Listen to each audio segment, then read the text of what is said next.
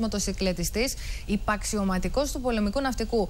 Σοβαρή αλλά ελεγχόμενη είναι η κατάσταση της μητέρας τους, η οποία νοσηλεύεται στον Ευαγγελισμό, ενώ στην ανακρίτρια του ναυτοδικείου απολογείται σήμερα ο νεαρός υπαξιωματικός.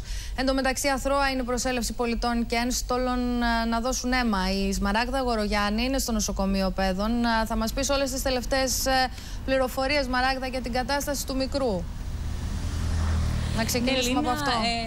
Ναι, Λίνα, παραμένει βαριά η κατάσταση του μικρού αγοριού, αλλά σταθερή, και αυτό είναι το αισιόδοξο μήνυμα, ότι όσο περνούν οι ώρες είναι σταθεροποιημένη η κατάσταση. Βέβαια, οι γιατροί έδωσαν μάχη χθες το βράδυ για να σταθεροποιήσουν την κατάσταση.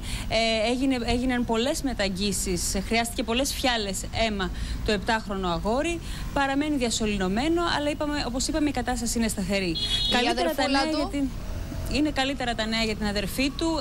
Γίνονται προσπάθειες, προχωρά σταδιακά η αποδέσμευσή της από τον αναπνευστήρα, καθώς ο νέος κύκλος αξονικών στις οποίες υποβλήθηκε το πρωί ήταν καθαρές. Δεν έδειξαν σημαντικά παθολογικά ευρήματα. Τώρα, όπως είπες και εσύ, πραγματικά είναι συγκινητική η προσέλευση του κόσμου από το πρωί εδώ στο τμήμα αιμοδοσίας. Έχουν έρθει περισσότεροι από 100 άνθρωποι, ενστολή του πολεμικού ναυτικού, αλλά και απλοί πολίτες, για να δώσουν αίμα για τα δύο αδέρφια, παρά το γεγονός ότι δεν υπήρχε έκκληση από το νοσοκομείο. Ήταν μια πρωτοβουλία του πολεμικού ναυτικού και του σχολείου των παιδιών. Να πω δύο λόγια κλείνοντας και για την μητέρα.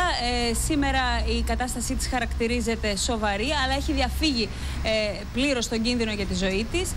Οι γιατροί αποφάσισαν τελικά να αποφύγουν το χειρουργείο και να γίνει η αποκατάσταση των κακώσεων που έχει, στη σπλήνα κυρίως, με συντηρητική θεραπεία. Μάλιστα, εμείς να ευχηθούμε να πάνε όλα καλά από εδώ και πέρα, να σε ευχαριστήσουμε, Σμαράγδα, και να συνεχίσουμε. Συναγερμός έχει σημάνει στους